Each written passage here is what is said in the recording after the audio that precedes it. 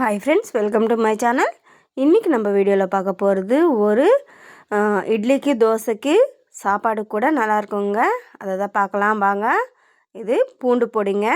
அதுக்கு நான் 2 ஸ்பூனு உளுத்தம்பருப்பு, 1/2 ஸ்பூனு வெந்தயம், 1/2 ஸ்பூனு தனியா, 1/2 ஸ்பூன் சீரகம், காஞ்ச மிளகா ஒரு 5-6 எடுத்துக்கின்னு நல்லா வறுத்து மிக்ஸி ஜாருக்கு மாற்றிக்கலாங்க.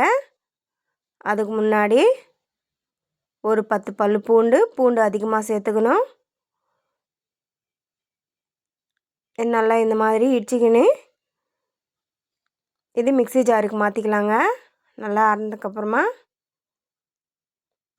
அதுக்கப்புறமா அதே பானில் ஒரு ஸ்பூன் எண்ணெய் ஊற்றிக்கின்னு இது நல்லா வறுத்துக்கணும். பொன்னிறமாக வறுத்துக்கோங்க.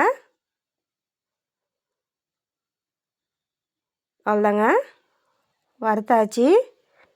இதுவும் சேர்த்துக்கலாம்.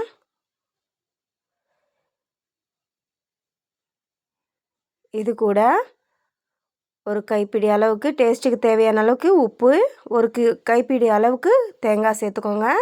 தேங்காய் உங்கள் விருப்பம். அவ்வளோதாங்க, ரெடி ஆயிடுச்சு. இது இட்லி தோசைக்கு இல்லாமல் சாப்பாடு கூட நல்லாயிருக்குங்க. பாருங்கள், டேஸ்டியான பூண்டு பொடிங்க. இந்த மாதிரி செஞ்சு பாருங்கள். உங்களுக்கு வீடியோ பிடிச்சிருந்தா லைக் பண்ணுங்கள், ஷேர் பண்ணுங்கள், சப்ஸ்கிரைப் பண்ணிக்கோங்க. பார்த்தீங்களா, இந்த மாதிரி செய்யலாம்.